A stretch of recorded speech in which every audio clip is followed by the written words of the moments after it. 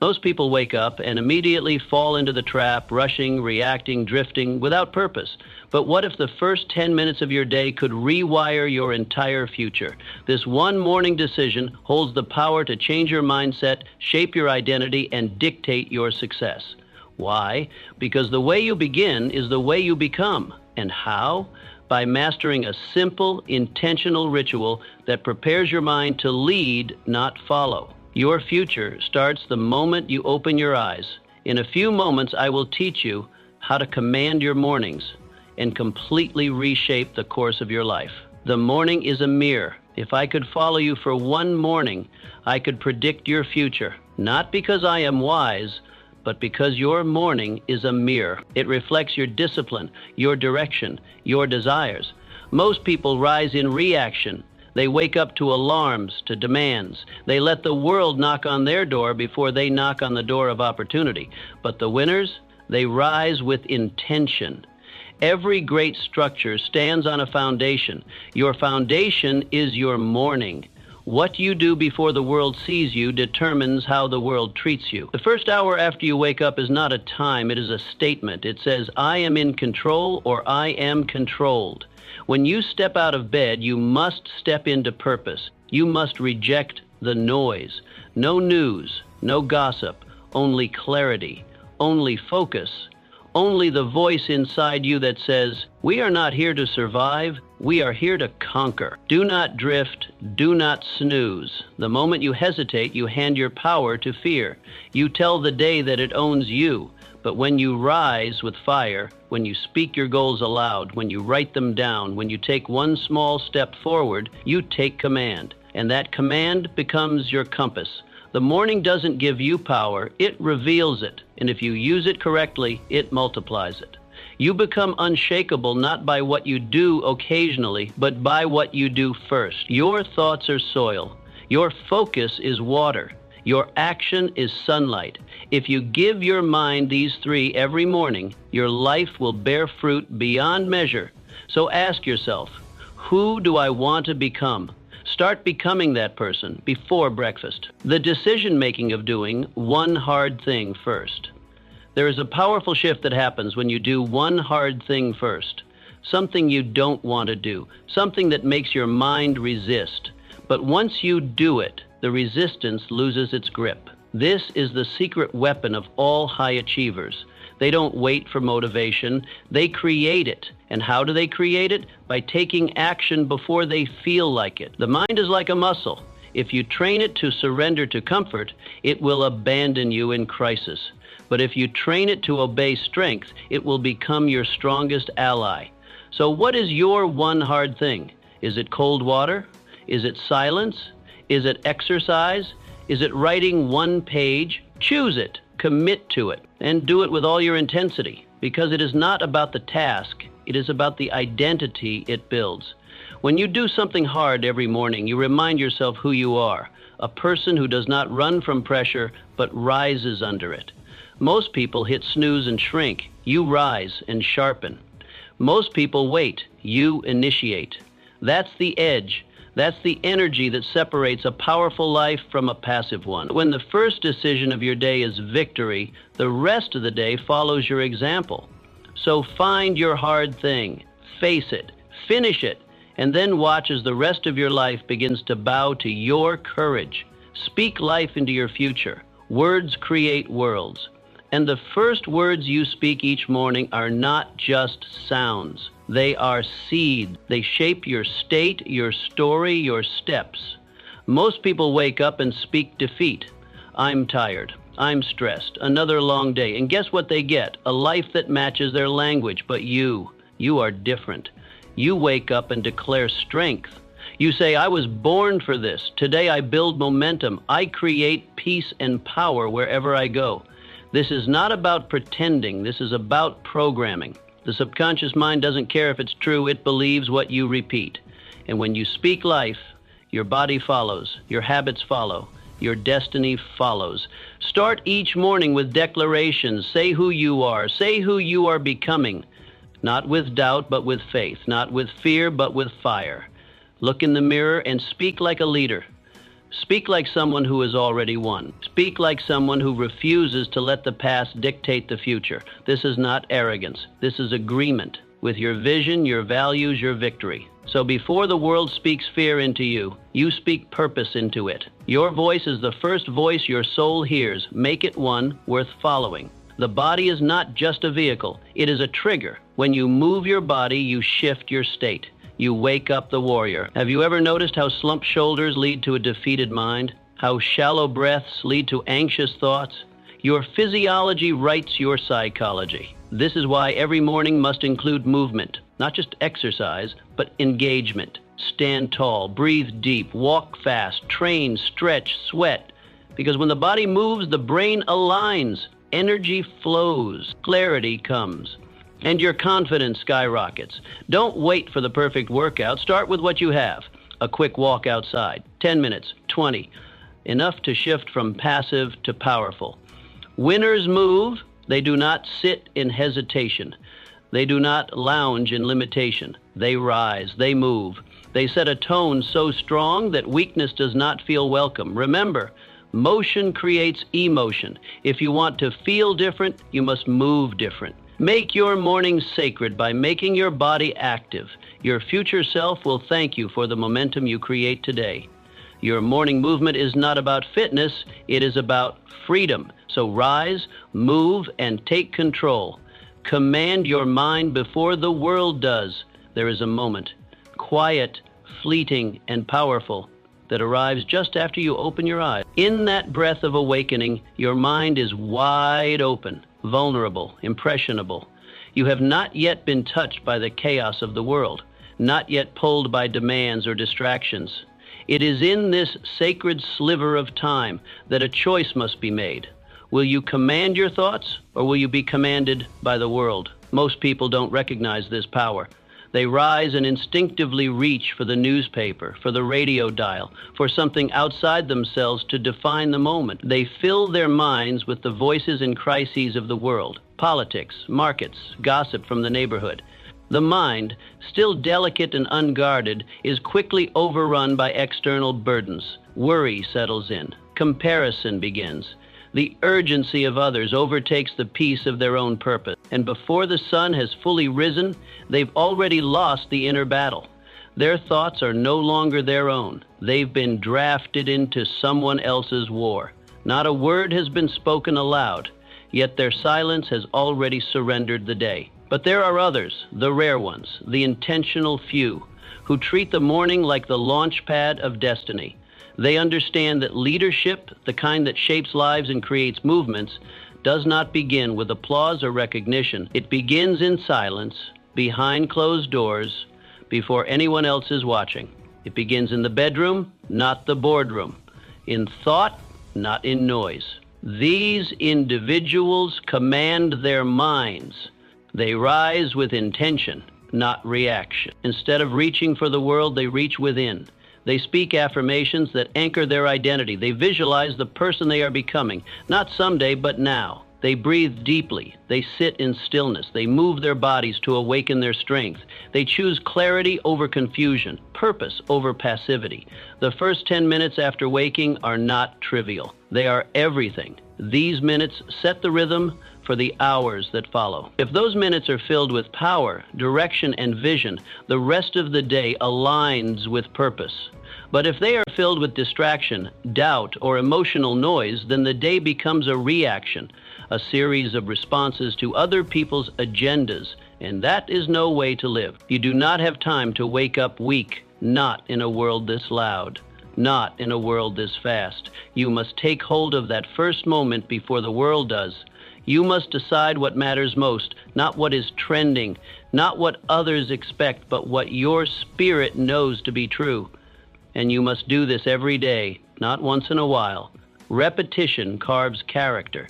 Discipline cements belief. So write your thoughts, even if they are scattered. Speak your vision, even if your voice trembles. Move your body, even if it resists. These are the declarations of a leader.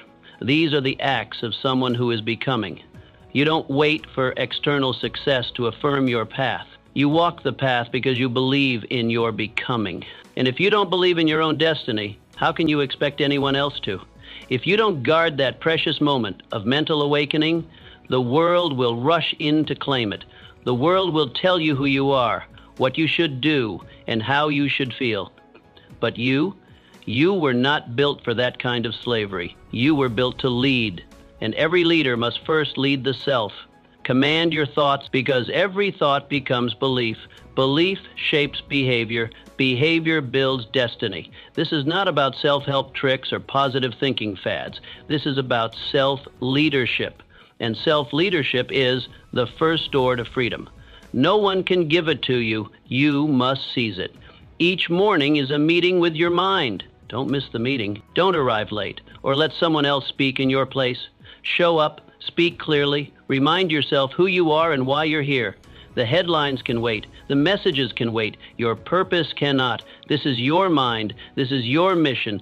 This is your moment. Lead it before the world follows you. Lead yourself. Write it down or lose it forever. The moment you wake up, your mind is like a fire hose, uncontrolled, powerful, full of thoughts flood in before you even realize you're awake. Ideas, worries, memories, intentions, and moments of inspiration race through your consciousness. And if you don't capture them, they vanish. Like mist in the morning sun, they fade. Ideas that are not written become ghosts. Goals that are not written become wishes. Desires that are not clarified become distractions. But here lies the secret kept by every successful man and woman of purpose. They write. Not later in the day when the world has already made its mark, but early, before the day imposes itself. They write not because it is convenient, but because it is necessary. They write not to be poetic, but to be precise, to bring shape to their swirling thoughts, to command the chaos of the mind before it takes command of them.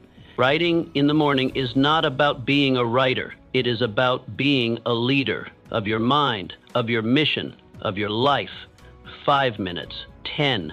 That's all it takes to change the trajectory of your day.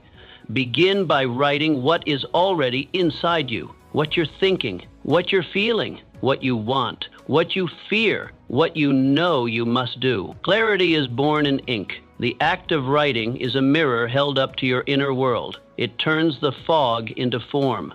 It slows down the rush and lets you hear your own thoughts clearly. Writing takes the invisible and makes it visible. It is not just reflection, it is refinement, it is focus, it is direction. Every page you write is a commitment. Every word is a choice. When you put pen to paper, you send a signal to your subconscious that what you are thinking matters. You are giving structure to your spirit.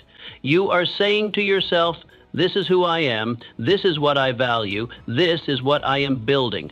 Your mind is a garden, and writing is how you prune it. It removes the weeds of doubt. It waters the seeds of vision. It turns scattered emotions into organized thoughts. When you write, you take back control. You stop reacting and start creating. You stop wandering and start walking. Think of the great minds before you. Lincoln, who scribbled his speeches on scraps of paper.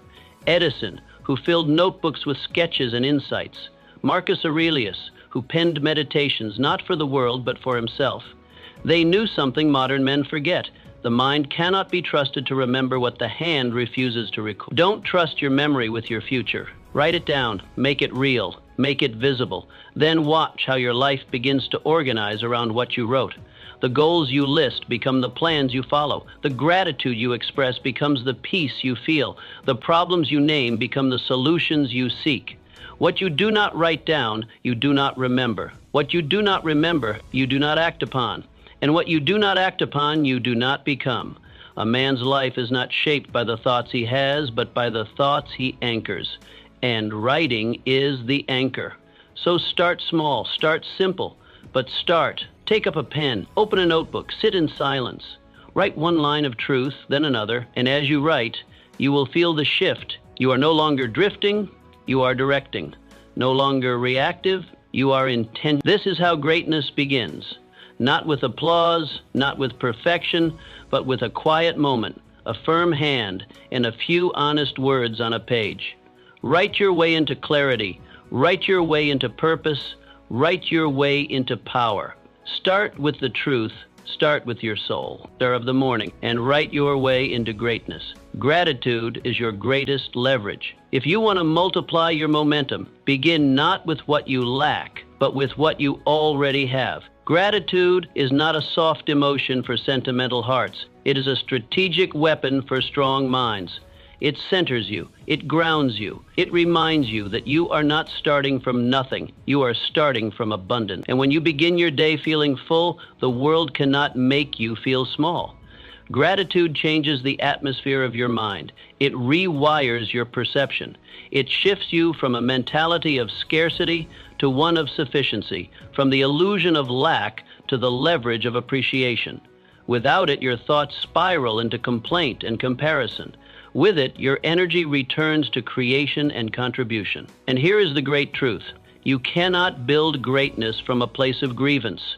You must build from strength. And gratitude, pure, practiced gratitude, is strength. In the stillness of morning, when the world has not yet spoken, take a moment. Just a moment. Name 3 things you are grateful for. Speak them aloud. Write them down. Reflect on them as if they are treasures in your possession. They might be simple. The breath in your lungs, the strength in your limbs, the roof over your head, the love of your family, the fact that today offers another chance. Do not underestimate the power of this practice. It is not mere habit. It is spiritual alignment. When you begin the day from a place of appreciation, you tap into a source deeper than ambition. You activate joy. You create mental wealth. You remind yourself that you already hold value within you. And from that place of inner wealth, you pursue your outer goals with confidence, not desperation. Those who radiate contentment become magnets for opportunity.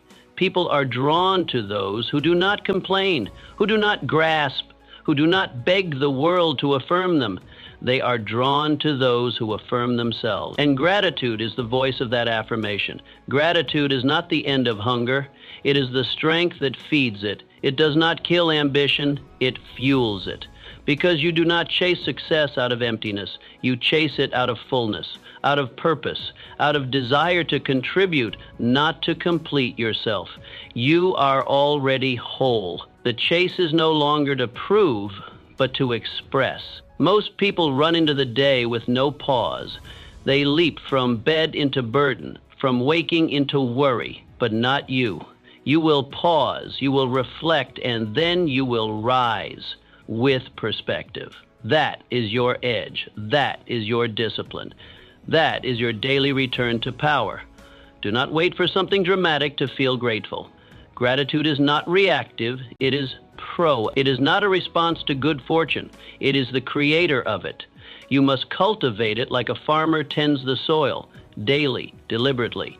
It is not just a mood, it is a mindset. It is a spiritual muscle that must be exercised. Gratitude is how you hold your blessings in your hands instead of letting them slip through your fingers unnoticed. It is how you protect your peace when the storms of life roll in. It is how you remind yourself again and again that you have already won many battles. You are not empty. You are equipped. Start each morning with this practice. Do not make it complicated. Do not make it optional. 3 things, 3 truths, 3 blessings. Make this your ritual. Gratitude is not the finish line. It is the launch pad. It does not end your hunger. It sharpens it. It does not stop you from climbing. It gives you the strength to ascend. When you live from gratitude, you are not chasing from emptiness, but creating from fullness. You are no longer a seeker. You are a steward of abundance. And from that place, all things become possible. The world bends not to those who complain, but to those who command their energy through gratitude. Begin there. Begin each day by anchoring yourself to what is already good, already working, already yours. And then go forth and build the rest. Set one clear target for the day. Most people wake up and immediately rush into doing everything. They glance at an endless list of tasks, try to juggle all of them, and end the day exhausted and unsatisfied. The tragedy? They do much, but accomplish little. Movement without direction is chaos, and chaos is the enemy of progress. Power comes not from doing more, but from doing what matters most. Power comes from precision. And every powerful day begins with one question. What is the one thing I must accomplish today that will move my mission forward? Your energy is limited. Your attention is fragile. These are precious resources, not to be wasted on trivial matters. If you scatter them, they lose potency. If you aim them, they become a force. So you must train yourself to stop waking up into noise and start waking up into focus. Begin each day by identifying one clear target, not 10, not 5, 1. Write it down. Speak it out loud. Visualize it as already accomplished. This is your assignment. This is your strike point. Everything else is background until this objective is achieved. When you wake up with clarity, the world can no longer pull you in 100 directions.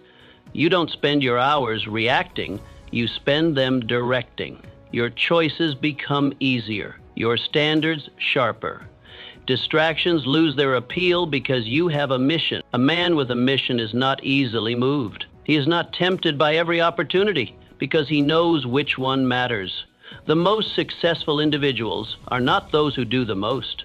They are the ones who do what matters, and they do it first. Before the noise, before the world interrupts, before urgency overrides importance, they strike early, and they strike with intention. Set your target, see it clearly, break it down into steps, then begin. You don't need to conquer the whole mountain today. You just need to take the next step up. One win. That's all it takes to start the momentum, and momentum is everything. One win builds belief. Belief builds action. Action builds results, and results multiply into greatness. This is the engine of achievement, not perfection, not hustle for its own sake, but focused effort, day after day. So each morning as you sit in the silence before the world demands your attention, ask yourself, what is my win today? Not a list of errands, not a dozen distractions, just one powerful, purposeful step forward. What will move you closer to your vision? What will make today a victory? Do not confuse being busy with being effective. Busyness is a trap. It flatters the ego, but betrays the mission. Your goal is not to fill the hours, but to fulfill the purpose. And that begins with intention. That begins with choosing your win.